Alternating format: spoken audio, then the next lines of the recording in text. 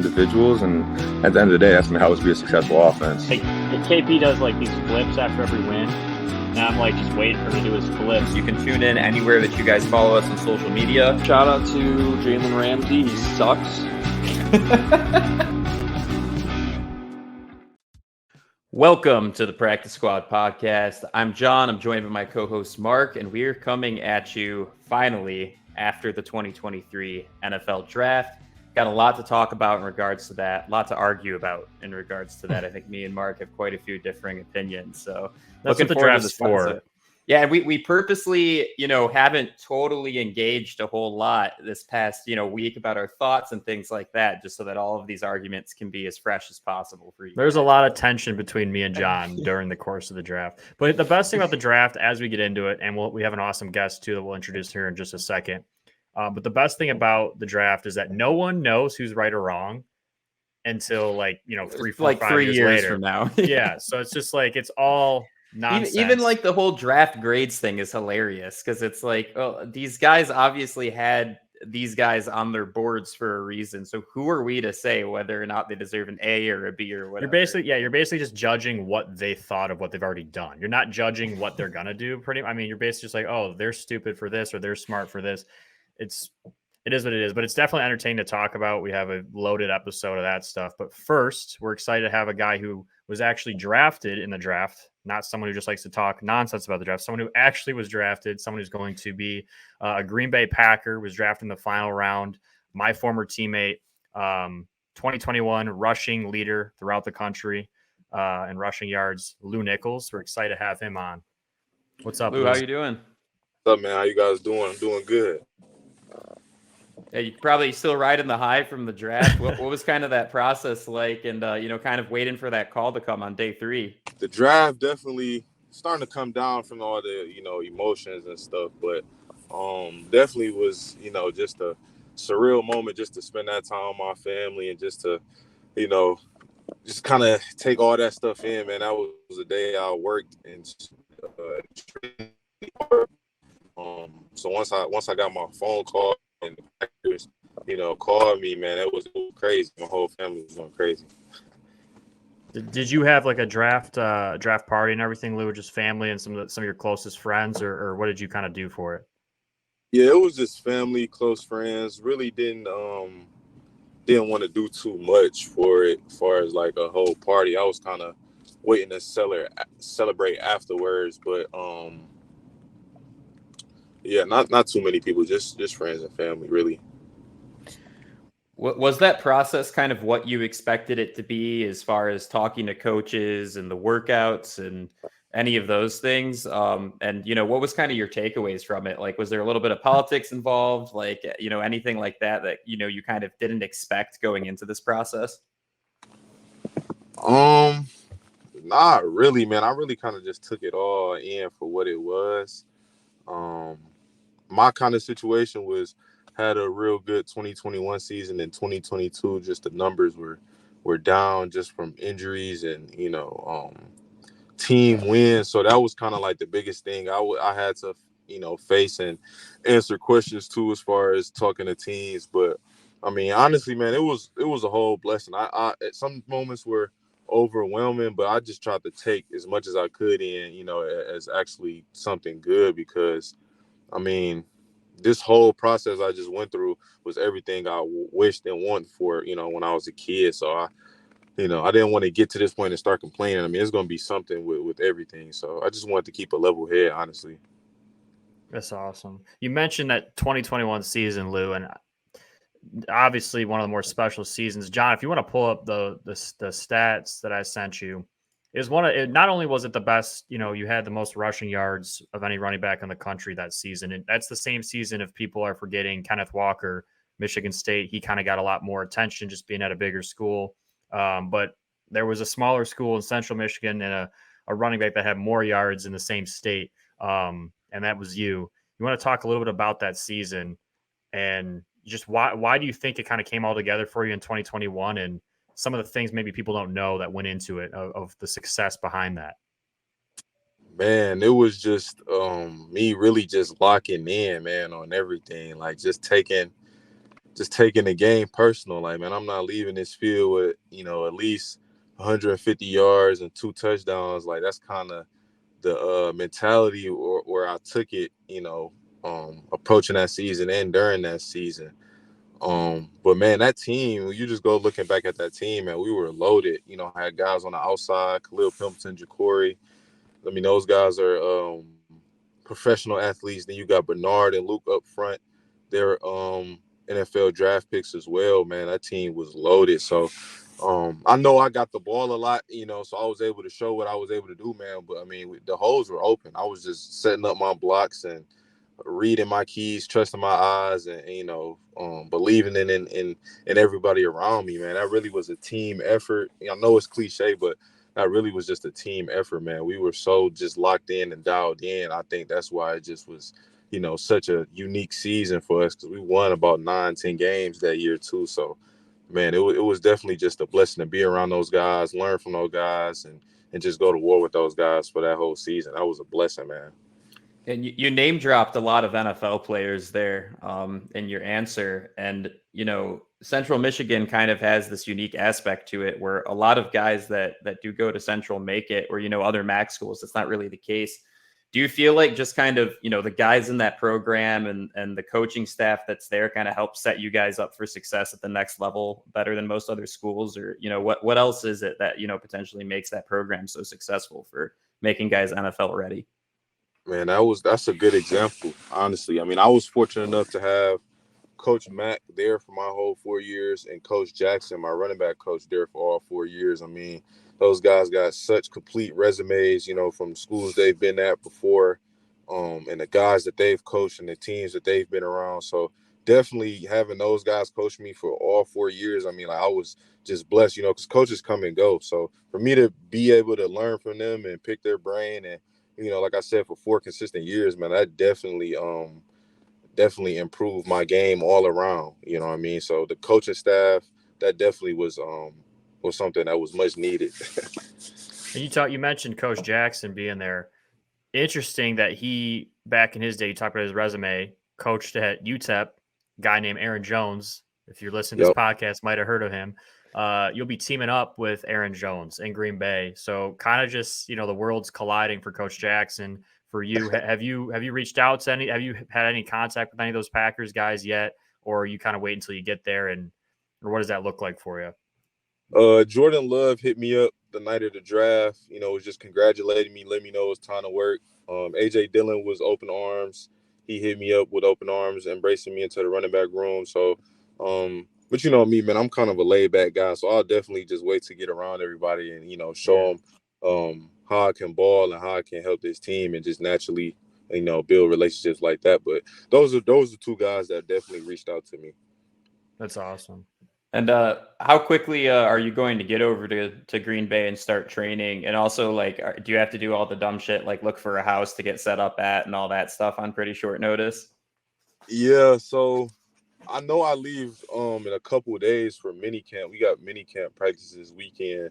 So, but I think we get to come back for a couple of days, and then we leave out, I think, around Mother's Day. So I think, really, honestly, within the next week or two, I'll be figuring out as far as my living and, all that stuff. Like, it's really all still new to me. It's really day by day. Like, I really don't know much. I mean, I'm just ready to, learn the playbook and go out there and, be a Packer, compete, fly around, have fun. So that's kind of how I'm looking at it, with the football stuff. But yeah, as far as the living, I definitely, I would say, like, in the next week or two, I have to get that squared away. Are you planning on with your first touchdown doing a Lambeau Leap too? Have you envisioned that in your mind? Oh yeah, definitely. I've been in the stadium before too, and I was sizing the the stands to jump in to see how far I can jump in. It's not a short jump, I don't know if I could get it up there. I not a great vert when I was testing. I don't know if I was getting out of the stadium, but I'm sure you'll have no problem. Oh yeah, man. It definitely didn't look too short, and then you have to add in the fact of I might run a long touchdown, and then you got about 5-10 pounds of equipment on. So yeah, you're gassed. Way in, I might have to get some practice in beforehand. Were there, Lou, for like in the whole pre-draft process, obviously you probably spoke to, 10 plus teams. Was there like a few teams that you kind of had like a gut feeling? These are some of the teams I think are going to call my name. Or, what were you thinking? Did you think you'd be a Packer, or were they in the conversation, or did it surprise you? I had a feeling about the Packers just because I was on the top 30 visit, so I met the whole coaching staff. Like I said, I seen the stadium, I seen Green Bay, so I definitely was already envisioning myself in that uniform and in that stadium. So it was a couple other teams, basically just teams that were cold teams, Cincinnati, Denver, the Lions, just teams that like to play in the cold, with me being a bigger back. I know the NFL, they love my strength and size and just my ability to get downhill. So definitely those colder teams who like to lean on teams later in the season were just teams I was envisioning myself playing for. But definitely the Packers once I took my visit there. Yeah. With all your success in the 2021 season and, kind of with the way that NIL is shaping up and the transfer rules and stuff like that, was that something you ever considered after the 2021 season? Or is that something that you kind of had to, think about, nah, I'd rather just stay here and be successful with the program that I've been with for the past few years? Yeah, I really just wanted to stay at Central. I never really, much credit to my parents, man, my grandparents. They always raised me to, keep the main thing the main thing. I feel like nowadays kids get caught up in, the stuff that's flashy. Oh, we got the biggest locker room. Like you said, we can hand you NIL money. We got the best uniforms. Like stuff like that is cool, but the main thing is, education. I just finished my degree. I just graduated this past spring. If you look at my resume at Central, I believe I left a pretty great career, just from all of the years that I was there. And so like that was the main thing to me. We had, like I said, I was blessed to have the same coaches, position coach, head coach. I already led the country in rushing. So I was looking at it from a standpoint of, man, my end goal is I'm trying to make it to the league. You know what I mean? I'm trying to make it to the league. And not necessarily, I'm trying to go to this Power 5 school and all that stuff. Like that stuff was cool, but I just was kind of looking at the end goal. Like, man, we're doing this because we want to be professionals, not because we're chasing NIL money and logos. So that's just kind of how I was raised, man, and that's just kind of what I referred to when I was put in that situation, getting calls from other teams or other schools potentially. Lou, looking at your play style, you mentioned getting downhill. You mentioned some of these kind of Midwest teams that play in the cold, play outside, that would like that style. That's not the end story. You can show this video, but that's not the end story of your game, especially when I was there. I mean, the number of times I saw you make one-handed catches or run routes that people your size don't typically run. Talk a little bit about just your ability at your size to kind of do it all. I mean, you really are do it all back. And yeah, a lot of people are going to talk about your ability. You can see in that video, if you're watching this on YouTube, yeah, he'll run you over. Running that dude he did that over plenty of times. He'll break tackles, but he's also got the shiftiness, pass catching ability that I don't think too many people realize when they look at you, that you're able to do that. You want to talk a little bit about where that comes from, if you work on that or anything like that. Well, man, first I'd say appreciate you, man, because like you said, a lot of people don't, I feel like they overlook that and they look to, okay, what is he good at? Or he's good at that. But, yeah, a lot of people don't give me credit for that. So I appreciate that, man. But I definitely just work on it. It's something that's natural to me. Just playing the game of football is always been natural. And I really just dedicated my craft to that, man. I never really looked at myself like a big, strong back. Growing up, I always looked up to guys like Adrian Peterson, LaDainian Tomlinson. They were guys who were fast and strong, but like you said, they could do it all. So I was just looking up to them like, man, I got to be able to do it all.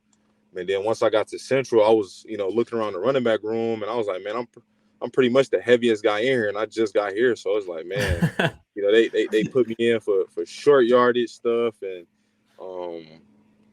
maybe little check downs, but like you said, they looked at me as a power back. But once I got the opportunity to show them, like, no, I can catch, I can break long runs, and I don't have to come out the game. You can use me for anything.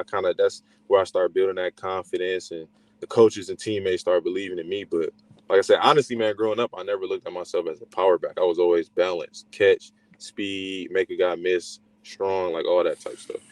Yeah, because there'd be times in practice where I'm downfield, not open. and we hit a check down, and I see Lew just like he catches it all of us. I'm like, all right, he's about to get tackled, and then he doesn't.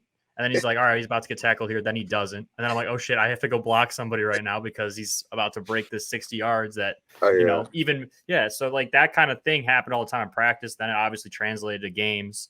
And clearly some teams saw that in you, and clearly the Packers see that potential in you to bring that to the NFL. One interesting thing is being from Detroit, Lew. Tech guy, born and raised Detroit, played at Central Michigan. What's it going to be like playing against the Detroit Lions? I mean, obviously your hometown team, you've played at Ford Field a few times in your life. Is that going to be surreal for you, just being on like almost like the enemy side? Is that going to feel weird for you? It will feel kind of weird, but fortunately in my situation, my father and my grandfather are like lifelong Packers fans, honestly. There you go. So, if we're in Ford Field, I'm pretty sure some people from Detroit, still going to be rooting for the Lions, but I know deep down inside they'll be rooting for me. And like I said, I got family members, who grew up Packers fans. So that alone would be surreal just to, for them to see me in a Packers uniform. So, but yeah, that'd be crazy, man. I've played in Ford Field, in really all phases: high school, middle school, college. We played there against Miami of Ohio, and then now. So it's crazy. I've kind of just grown up in Ford Field. So that'd be something surreal to me, honestly. A couple more questions for you, too. Who in the NFC North are you most looking forward to competing against out of the three other teams? Out of the three other teams? So you mean the two other teams? We already talked about the Lions. Got Bears, Lions, Vikings, Vikings, Bears. I mean, I really don't know, man. I'm so ready for everything because, like, I know every game is going to be something new. Like, this team got this person, or, I grew up watching him. He's over there. Or like, so, I don't know, man. Soldier Field would be crazy. Seeing guys like Dalvin Cook for the Vikings, that's gonna be crazy, man. Like I'm really ready to soak it all in. I can't really pinpoint one team, man. It's like you said earlier to start the interview. It's still crazy. I still wake up like, man, I'm a Packer, so that's all gonna be surreal. Lew, we can finish off with this question, and if there's anything you want to plug or talk about, we can definitely do that too. But the Sweet Lew nickname, I still don't really know where it came from. It kind of came out of nowhere. I think it happened when we were playing against like Toledo. I want to say my last year there. We had a really good game. I think the announcer on TV started saying Sweet Lew. All of a sudden, coaches started saying it. Teammates started saying it. Do you think that translates into Green Bay? You think they pick up on that? Hopefully, man. I know I have to earn it. I definitely have to earn it, man. I just can't walk in Sweet Lew. I'll definitely have to earn it like I did once before. But that story is kind of crazy because the first person to call me Sweet Lew, I had to be about like 12 years old, and I can't even remember who the first person called me, but I know I was young. He was like, "Man, you sweet, man, Sweet Lew," and he was just calling me, and I was like, "Man, that's crazy." Once people start calling me, and in college, Coach Mack, I think Coach Mack was the first person to refer to me as Sweet Lew, like through the media, and then they started running with it. So I actually was called Sweet Lew years ago growing up, but in college, Coach Mack kind of brought it back once after it was either the NIU game or the Toledo game. It was that season though. That COVID. Yeah, it was that season. I just remember it, and then it just blew up. I mean, it became like anytime there was a touchdown by Lew Nichols, it was Sweet Lew from the announcers, and all over Twitter posts were Sweet Lew. I hope it translates into the Packers. I think I hope they embrace it. And you're right. Yeah, you got to re-earn it, but we're excited to see you go and do that because that'd be pretty cool to have Sweet Lew running and scoring touchdowns for the Green Bay Packers. Oh yeah, man, that'd be crazy, man. It's all gonna be great, man. I'm just so blessed and honored to be in this situation, man. Like I said, since a kid, I dedicated everything to just be in this position, and through that whole process, it taught me nothing but just keep going, persevere, and be grateful for everything, man. So I'm going to take this thing on head on and just, be humble, be grateful, learn from the vets, and just go out there and compete and have fun, man. It's football, man. So I love it. I love it. Yeah, we're really looking forward to seeing you compete. Before we let you go, is there anything you want to talk about or plug? Not really, man. That was kind of one thing I just wanted to get off my chest, just about how grateful and honored I am to be in this situation.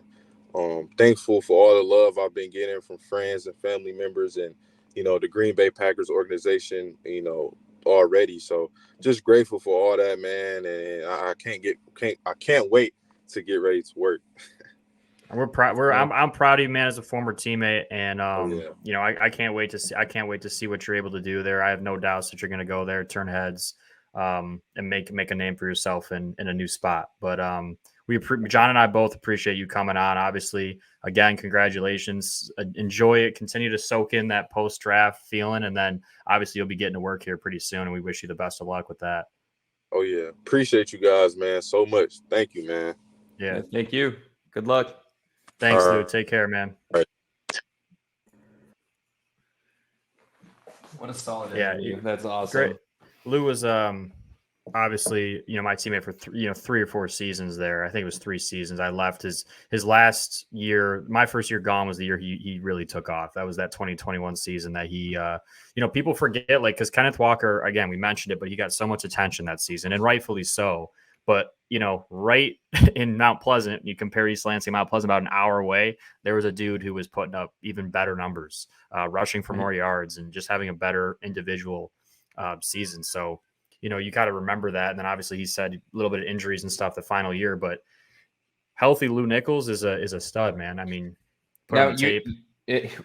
I have 2 comments too. One, you being his teammate and kind of, seeing him work, could you tell that he was kind of destined to have like a breakout season like he did in 2021? I can't lie. I knew he would break out. Going into that season, Kobe Lewis is another guy who was in that running back room who's very good. And what they were doing is they were using them both because they were both so talented. So I didn't think Lew would have like a statistical season like that just because of the fact that we typically were doing a 2 running back thing. Kobe Lewis got hurt. And so then it was Lew Nichols, and it was the Sweet Lew show. And he took it and made the most of it. I give him credit. But even he said, I mean, I knew he'd have a great season. I just didn't think it would be the number 1 rusher in the country. And I think it was if you want to see that stat again, John, I think it was the 25th or 27th most all-purpose yards by any player. 37th highest all-purpose yards. And for those that don't know, he had 1,700 rushing yards alone that season. So that's not even including passing yards. I mean, just a disgusting season. And it was that since 2005, 37th most.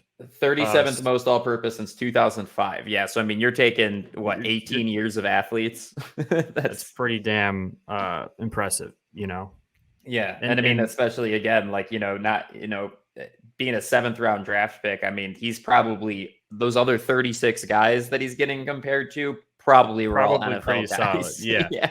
Yeah, you just and I saw it, and I mean, I saw the glimpses of greatness early on. I mean, I was clearly lucky to be his teammate and clearly lucky to see him develop. And then by the time I left, I mean, I knew he'd be special. But yeah, I mean, he can catch the ball. He'll run you over. He can make you miss. I mean, there's been so many wow moments. I mean, there's a couple times like I'd be lead blocking for him, and I'm like watching the film to correct myself, and I just you almost have to just pause it and just pretend you're not on the tape for a second. Yeah. I mean, you make a block and all of a sudden he makes a cut and you don't think he's going to score because there's probably a safety or another backer chasing from the backside. Right. And those guys just don't get them. They just don't get them to the ground. And all of a sudden you're chasing them, going to celebrate in the end zone. So my second comment too, was, to me, it's funny because, right, like the Green Bay runs Jones, who is kind of more of like their versatile receiving back. And then they have Dylan, who's like their ground and pound kind of guy. And just, watching his tape preparing for this episode, it's like, oh, he's kind of in the middle of the two of them. So yeah, I'm curious to see how he's literally like, that's a fair comparison in terms of their play style. When you look at Aaron Jones, you look at AJ Dillon. If they had a baby, it's like Lew Nichols' play style, which is, I mean, maybe that's what Green Bay saw. I don't know if we're onto something, John. Right. Clearly that's pretty cool. And I mean, it's a small world. Same coach that developed Lew at Central developed Jones at UTEP. Right. I want to say Aaron Jones was a 6th round pick, or maybe even went undrafted. And you know what, per that too, like you just think about, those tips that he was probably getting, that Aaron Jones was getting those same tips at the same point in his career developing. So that is really cool. Yeah. I'm super, super looking forward to seeing him play.